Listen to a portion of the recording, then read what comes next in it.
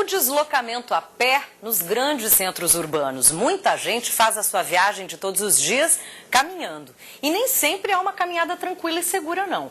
Estudo recente realizado em dezenas de cidades brasileiras mostra o quanto é precária a conservação das nossas calçadas. Vamos saber um pouco mais com a reportagem de Dani Moura.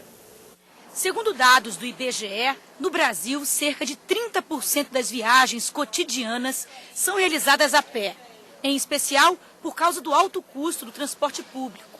Mas andar a pé significa muitas vezes ter que passar por muitos obstáculos nas calçadas. É muito difícil para a senhora andar com carrinho? Muito. Com esse carrinho, ainda mais com gêmeos, muito. Ele cai o tempo todo para... Mas eu não sei se poderia ser diferente, né? Porque eu acho que é por causa de chuva, né? Ele escorrega o tempo inteiro, eu fico com meu braço cansado. E buraco, acho muito? Buraco tem, bastante. Tudo quebrado da calçada. O que a gente vai fazer com isso daí?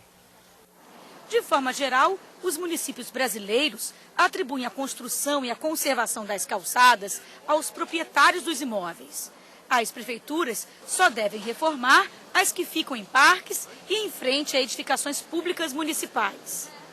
A imposição de cada um cuidar da sua explica a falta de padrão nas calçadas em todo o país, pois o proprietário é livre para escolher o pavimento que desejar, desde que não ofereça risco à população. A regra só não vale para trechos tombados e com projetos urbanísticos especiais. O cidadão corresponde a mais de 80% no conserto de suas calçadas. Nós temos um problema hoje na cidade do Rio de Janeiro, que teve um crescimento desordenado, um plantio desordenado no passado de várias árvores, principalmente do tipo amendoeira, que as raízes danificam a cidade. Esses 20% está nesse nicho de calçadas irregulares em virtude das árvores da cidade. Para isso que a Conlurb, que é a Companhia Municipal de Limpeza Urbana, vai estar licitando um censo arbóreo. Isso quer dizer o seguinte: ela vai georreferenciar todas as árvores da cidade e ver a qualidade e tipo de vegetal. Então isso vai nos ajudar muito nesse projeto, nessa entrega das calçadas cariocas. No Rio de Janeiro, a prefeitura da cidade dispõe de 200 fiscais, como Miguel, para verificar as condições das calçadas e notificar os proprietários, sejam eles particulares, o próprio governo ou ainda concessionárias de água, gás, luz e telefonia. Qual é o grande problema aqui dessa caixa? O grande problema dela é que ela está com alto relevo e oferece risco ao pedestre. Então a concessionária vai ser intimada, né, vai receber o edital para renivelar a tampa. Devido à obra é muito comum acontecer isso. O que a gente faz é isso, verifica, faz o edital e manda para o responsável. Aí ele tem, dependendo da urgência, 24 horas ou 7 dias. Para resolver? Para resolver. E resolve? Se não resolver, é autuado. É simples. Há também situações que a prefeitura notifica um órgão da própria prefeitura. No caso, a empresa de limpeza urbana do Rio, que é responsável pela poda de árvores da cidade. Como é que fica a questão das jardineiras? É possível construí-las nas calçadas? Sim, é possível. Tem autorização para isso e elas protegem essas árvores antigas, entendeu? Você não pode fazer jardineira em passeio com menos de 2 metros, que aí fica dificultoso para as pessoas passarem. E quando acontece, por exemplo, aquele problema da raiz da árvore ir para a calçada? Cabe a Conlurb vir fazer a poda. A gente vem no local, tira o endereço aqui e vê qual é o problema e passa para o nosso gerente. Ele automaticamente notifica a Conlurb para construir a jardineira e tirar as raízes que estão ultrapassando o limite. Entre abril e julho de 2012, 228 ruas em 39 cidades do país foram avaliadas pela ONG Mobilize Brasil. O levantamento atribuiu nota de 0 a 10 para as calçadas. A nota média brasileira foi de 3,40. Apenas 2,19% dos locais avaliados obtiveram nota acima de 8 e 74,13% tiveram abaixo de 5. Em todas as cidades avaliadas, se constatou o descaso das autoridades quanto à conservação por causa de frequentes obras realizadas por concessionárias de serviços de água, gás, energia e telefonia.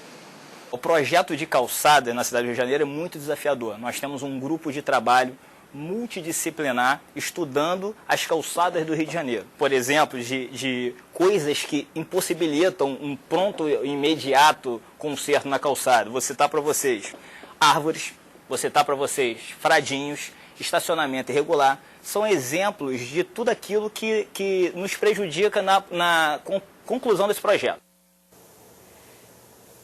E a pesquisa da ONG Mobilize Brasil você encontra no site mobilize.org.br. Proprietários de imóveis do Rio de Janeiro podem buscar informações sobre o padrão permitido para a instalação de fradinhos no site rio.rj.gov.br/cisdesp. E para falar sobre as condições das calçadas nas cidades brasileiras, a gente recebe aqui o Eduardo Barra, que é arquiteto paisagista. E você pode participar dessa conversa com perguntas e comentários. O telefone fica aí na sua tela e o nosso @canal Futura no Twitter também fica disponível. Obrigada, Eduardo, pela sua presença aqui hoje. Tudo bem? Bom, a gente tem o Código Brasileiro de Trânsito, o artigo 98 do Código Civil, que tratam das calçadas como vias públicas. Mas as leis municipais, na sua maioria, pelo que a gente pesquisou e revelou na matéria, responsabiliza a maior parte o proprietário dos imóveis por isso. Só as vias que estão em frente a prédios públicos é que realmente o poder do Estado acaba se responsabilizando. Não tem um conflito aí de leis? Total, né? Isso não acontece em todos os municípios, é o caso do Rio de Janeiro. Por exemplo, nem todos os municípios brasileiros seguem essa lógica, né? Mas no caso do Rio, a gente tem essa forma de pensar e essa obrigatoriedade imposta pela prefeitura e de que o proprietário ele é responsável pela calçada em frente à sua propriedade, né? É lógico que nem todos os proprietários são conscienciosos, nem todos os proprietários têm recursos para manter a calçada em frente à sua propriedade, nem todos os proprietários sabem contratar profissionais qualificados para reparar os problemas decorrentes do uso da calçada. E são assediados o tempo inteiro por obras públicas, que chegam sem avisar da água, da luz, da internet, das TVs a cabo, enfim, né? São uma sequência de obras, umas não são compatibilizadas com as outras, não são combinadas, né? Elas vão surgindo de um dia para o outro. E, teoricamente, o proprietário tem que, depois disso, ir lá e fazer a manutenção. A quem ele tem que recorrer para justamente poder fazer uma calçada de qualidade e, ao mesmo tempo, que traga uma acessibilidade? Nós não temos nenhuma empresa no Brasil especializada em obras de calçadas. Esse pensamento, essa forma, esse cuidado com essa faixa do espaço público, não tem ninguém que seja especializado por isso. Na verdade, é o pedreiro da esquina, é o Severino ali do canto, que é convocado para fazer esses reparos, né? Agora, esse tipo de problema que a gente enfrenta, né, e se agrava com o passar do tempo, ele revela muito o nosso raciocínio equivocado, onde o automóvel, o trânsito ainda é mais importante do que a própria calçada, que o pedestre circula. Até 1993, que foi quando começou, 92, quando começou a se falar do primeiro projeto Rio Cidade no Rio de Janeiro, que foi um projeto que teve filhotes em várias capitais brasileiras, várias cidades brasileiras. Foi a primeira vez que você falou, vamos pensar a calçada, né? Vamos pensar na acessibilidade. Recente. É muito recente, né? Vamos pensar na acessibilidade, vamos pensar que tem que ter rampa para as pessoas que são portadoras de necessidades especiais. E eu não digo só as pessoas que são permanentemente portadoras de necessidades especiais. Tem as pessoas temporárias. Por que eu chamo a atenção disso? Porque normalmente, se eu não sou portador de necessidade especial, se eu não sou idoso, eu falo, bom, esse problema não é meu. Né? É algo que normalmente as pessoas pensam. Mas a gente vai à feira, carrega um carrinho, e amanhã eu posso quebrar uma perna e precisar me locomover numa cadeira de rodas durante algum tempo, ou com uma muleta, né? Ou a mulher que... Ou simplesmente estar bem de saúde e poder transitar. Exatamente, com tranquilidade, né? Poder transitar apreciando a paisagem da cidade, não olhando para o chão preocupado com a queda a qualquer momento. O Edson de Duque de Caxias, nosso telespectador assíduo, obrigada, Edson, pelo seu comentário. Ele diz que as calçadas da cidade estão em péssimas condições em Duque de Caxias. Cadeirantes não conseguem andar pelas calçadas e as reformas, quando acontecem, só ocorrem em períodos de eleição. Isso é a cara do Brasil, né? O Brasil é um país que vive em função de projetos políticos, né?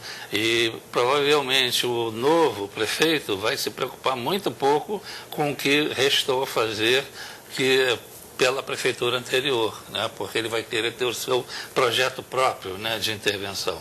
Quando, na verdade, o espaço público ele não pode estar sujeito a 4 anos de mandato, a um período eleitoral, né? Ele tem que ser um projeto total. É um projeto de Estado, não é um projeto de governo, né? Daquele governo, né? Eduardo, obrigada, viu, pela sua participação aqui no Jornal Futura. Até uma próxima oportunidade. Muito obrigado. A gente se encontra daqui a pouquinho com mais Jornal Futura. Próximo bloco. Na segunda reportagem da série sobre índios no sul do país, as aldeias guaranis e caigangues que lutam pela demarcação de suas terras.